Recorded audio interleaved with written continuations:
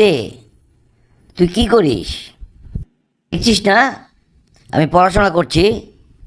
পড়াশোনা করছিস না খালি বইয়ের দিকে তাকিয়ে আছিস? হ্যাঁ, বইয়ের দিকে তাকিয়ে আছি, তাতে সমস্যাটা কি? আর এটার পার্থক্যই বা কি? পার্থক্য আর কি হবে? পড়লে বুঝতে হয়, আর তা না হলে শুধু সময় যায়। বুঝলাম বুঝলাম, খালি জ্ঞান দেওয়া। তাহলে তুই বলতো, তোর ঘড়িটা বন্ধ কেন? ঘড়ি আবার বন্ধ হবে কেন? ব্যাটারি শেষ। তাহলে এটা রেখে লাভ কি? ফেলে দিলেই তো পারিস, ফেলে দে। না না, ফেলবো কেন? এখনো তো দিনে 2 বার সময় ঠিক দেখায়। তোর মোবাইলটা কই রে? আজকে দেখছি মোবাইল আনিস নাই। আরে মোবাইল আনি নাই তো কি হয়েছে?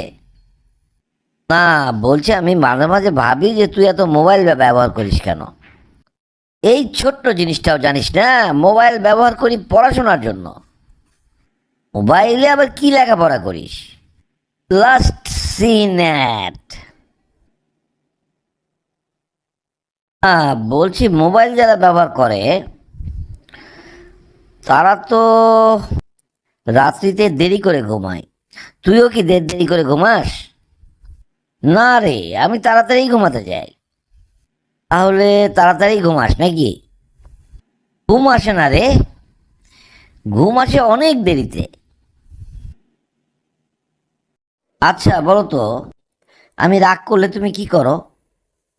এটা কোনো প্রশ্ন হলো? আমি রাগ করলে তুমি কি করো? তুমি রাগ করলে আমি তোমার কথা শুনি। আর কিছু? আর কিছু কি?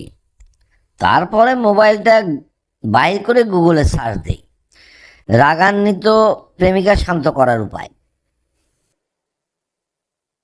আচ্ছা বলো তো, আমি যদি কখনো হারিয়ে যাই তুমি কি করবে? তোমার প্রশ্নগুলো আজকে অন্যরকম। কি আবার করব? খুঁজবো। খুঁজেও যদি না পাও তখন কি করবে? দিলে তো মাথাটা বিগড়িয়ে। তখন আবার কি করব? ফেসবুকে পোস্ট দেব, লস্ট আমার শান্তি। না না, তুমি খুব রাগ করছো।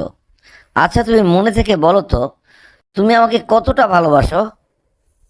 কেন, তোমার কি অবিশ্বাস হয় নাকি? আমি তোমাকে 100% ভালোবাসি। প্রমাণ কি তুমি দিতে পারবে? যদি প্রমাণ থাকে, দু একটা প্রমাণ দেখাও দেখি। আয় আল্লাহ, কি বিপদে পড়লাম! তোমার সাথে কথা বলতে গিয়ে আমার 5 GB ডাটা শেষ করেছি। আচ্ছা যাও, তোমার কথা আমি বিশ্বাস করলাম।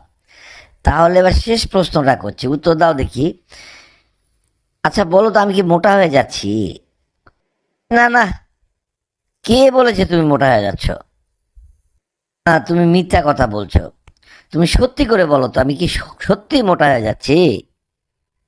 আরে বাবা, আমি বলছি তো তুমি মোটা না, তুমি লাভের প্লাস সাইজ।